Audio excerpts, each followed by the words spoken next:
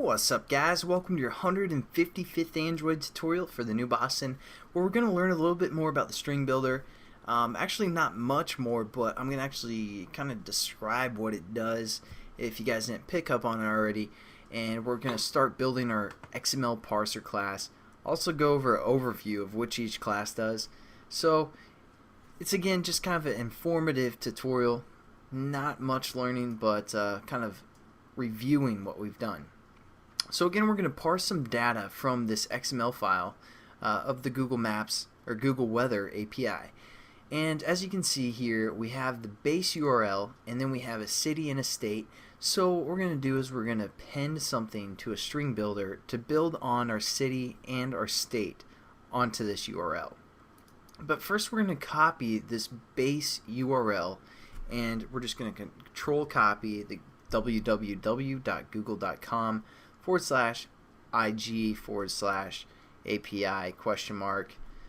Weather equals. That's what we're copying. We're going to go over to our weather XML parsing class, and we're going to set up this variable. Again, it's just going to be string reference, so we're going to say string, and we're going to call this base URL. We're going to set this equal to what we just pasted within quotations, and there we go. Make sure you have the HTTP in there. Should have copied over as well, but you know, you want that. So now we have our base URL set up. Again, we can just say something like static final, because you know the base URL is not going to change, just the ending is. And again, we have our edit text for a city and our edit text for a state. We're just going to pull that data from the edit text for a city and state within our onClick method. Pretty simple. Again, nothing new. We're just going to say string C for city, and we're going to refer to our edit text, which we called city, at least I did, and we're going to say get text and then .toString.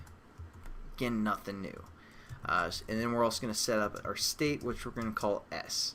This is going to be our edit text, which I called state, and again, just get text .toString, and there we go. We have two new strings for whatever the person entered in the edit text for the city and whatever the person entered in the state edit text. Now what we need to do is we need to add to this string reference. You know, you guys probably already know how to do that, but some of you might be like, how can we add to a string? And what we use is something called a string builder, which we have used already, but I didn't really explain it.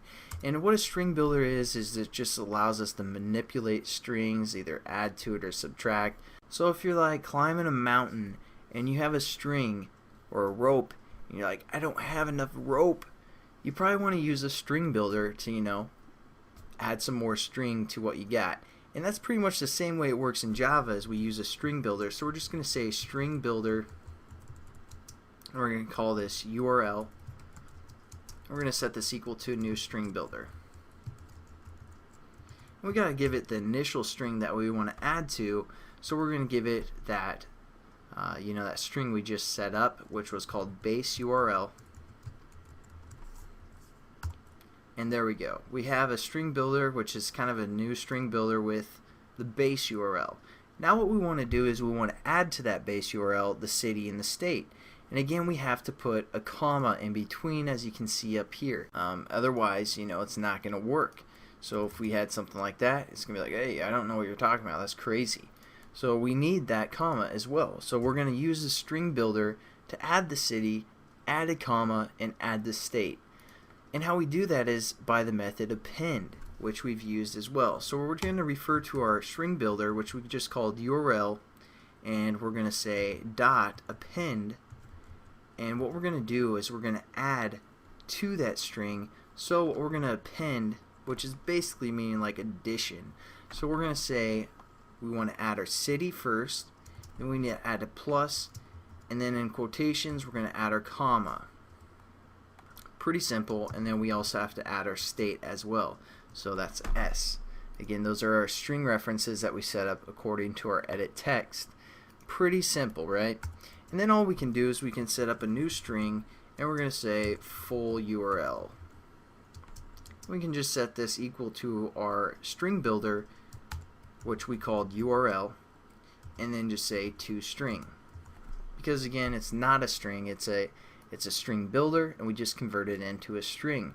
Now we can refer to this URL, which has our city, comma, state attached to the end of our base URL. So pretty simple.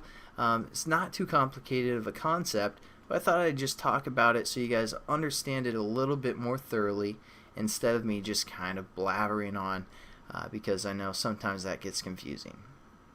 Now let's quickly just talk about what all these classes are going to do before we actually start programming, so you guys have something to look forward to. This Weather XML parsing class, this is where we're going to set up our XML parser and kind of just set that up. And then what we're going to do is we need something to handle something that we're looking for. And what we're looking for is going to be handled within this handling the XML stuff class. We're going to be like, hey, I don't care about all the other junk. Just give me the city and give me the temperature in Fahrenheit and I'll be happy. So that's what this class is going to do. But within this class, we're going to send some data. Once we receive like the city name, we're going to be like, okay, yeah, send this data over to our XML data collected class. And that's just going to store some stuff, and we're going to create some methods within here. And it's going to store our city, and it's going to store our temperature. Then we're going to create a method like return data or something, collected data maybe, whatever we want to call it. Right now, who cares?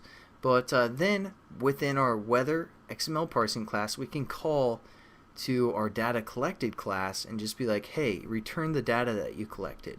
And so that's how the framework's basically going to work for this XML parser. So hopefully you guys have kind of an understanding of those three classes, so when we set them up you aren't completely confused like you may have been previously. But again, thanks for watching guys, and I'll catch you in the next tutorial. Hope you have a good one.